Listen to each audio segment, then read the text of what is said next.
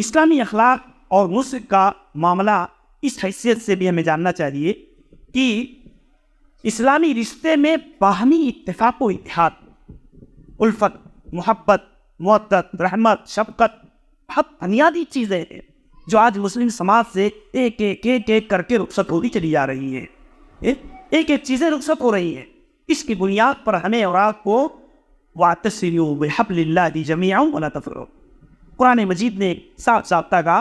کہ اللہ کی رسی کو آپس میں مل کر کے پکڑ لو مضبوطی کے ساتھ اور آپس میں انتشار برپا نہ کرو، آپس میں انتشار برپا نہ کرو۔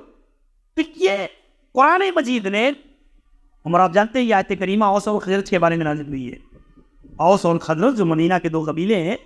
وہ آپس میں اسلام کے آنے سے پہلے عموماً ان کے درمیان جنگیں، نزاع، اختلاف، اور اسلام جب آیا تو انہوں نے جب اسلام کو قبول کیا تو اسلام کے ذریعہ سے اللہ نے پوری آیت کے اندر آگے بیان فرمایا کہ اللہ نے کیسے تمہارے دلوں کو اسلام کی الفت و محبت کی بنیاد پر جوڑ دیا، ایک دوسرے کو بھائی بھائی بنا دیا،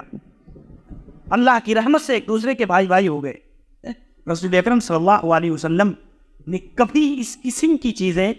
جو اسلامی اخوت اور رشتے کو نقصان پہنچانے والی ہیں، اللہ کے نبی نے کبھی گوارا نہیں کیا۔ میرے بھائی، آپ نے ہمیشہ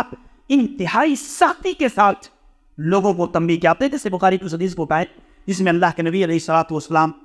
نے ایک بار سنا کہ انصار و مہاجرین کے کچھ غلام آپس میں لڑ گئے، اسی بات پر ان کی آپس میں جھگڑے ہو گئے، تو انصاری غلاموں نے کیا کہا، یا للانصار، اے انصاریوں کی جماعت تو ہماری مدد کرو، اور مہاجرین کے غلاموں نے کہا، یا للمہاجرین، اے مہاجرین کی جماعت تو ہماری مدد کو آؤ۔ اللہ کے نبی صلی اللہ علیہ وسلم کو جب یہ بات پہنچی،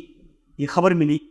تو اللہ کے نبی صلی اللہ علیہ وسلم نے کیا کہا فَإِنَّهَا دَعْوَةٌ مُضِنَةٌ خَبِيثَةٌ، یہ انتہائی خبیث پکار ہے، انتہائی بدترین پکار ہے جس پکار کو تم لوگوں نے لگا، یہ عصبیت کی پکار ہے۔ اگر تم میں سے کوئی آدمی ظالم ہے، کوئی مظلوم ہے، تو اس کا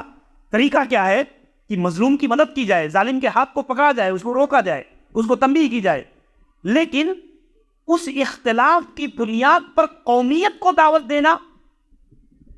اس اختلاف کی بنیاد پر قومیت اور نسبتوں کو پکارنا، یہ اللہ کے نبی صلی اللہ علیہ وسلم نے برداشت نہیں کیا، آپ نے گوارا نہیں کیا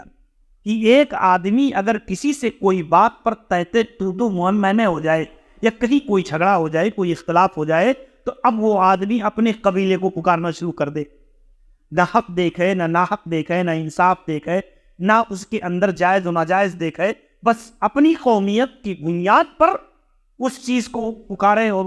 اس میں معاونت چاہے، تو اللہ کے نبی صلی اللہ علیہ وسلم نے سختی کے ساتھ اس پکار کو جاہلیت کی پکار اللہ کے نبی صلی اللہ علیہ وسلم نے قرار دیا۔